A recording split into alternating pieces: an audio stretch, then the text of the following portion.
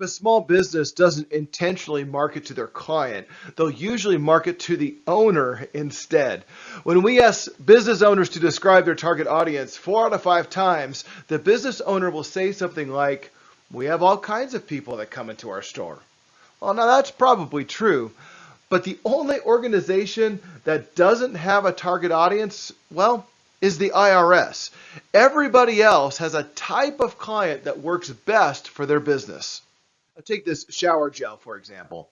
In the US, shower gel is typically used by women, and it's not as commonly used by men. Now, Dove has done a great job of identifying a middle-aged, middle-income female target audience for this particular product.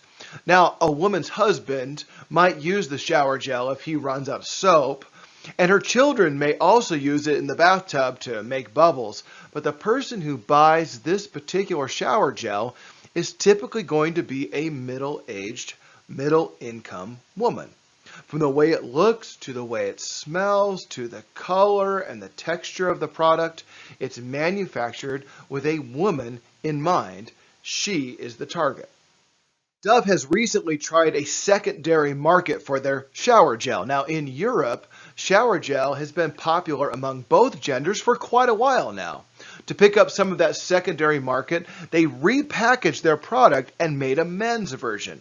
Now, look at this picture. They didn't drop the first product, nor did they try to make one product that appeals to everyone, but they just added a second product, and they directed that second product to men.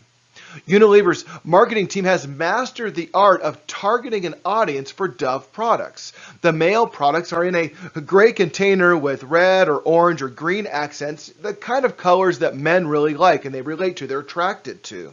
The female products are much softer with hues of pink and purple. I'm showing you these two very similar products that are geared to two very different types of people for a reason.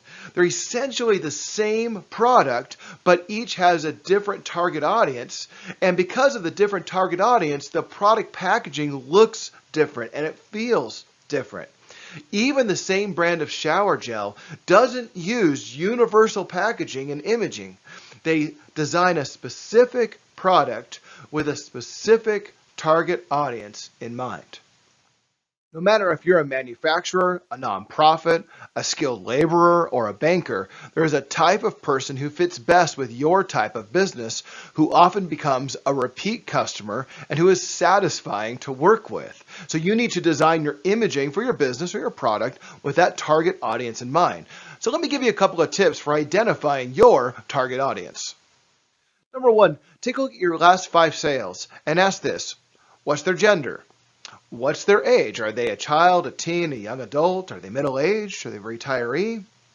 Are they clearly part of a subculture that you can identify and that maybe relates to your product? Are they a homeowner? Are they a golfer? Are they an artist, a manager, a laborer, and so on? How much money did they spend? I mean, was it profitable enough for you to market this product and for you to continue this type of product or service? Did you like working with them? Were they a pain in the neck, or were they somebody that you really enjoyed working with?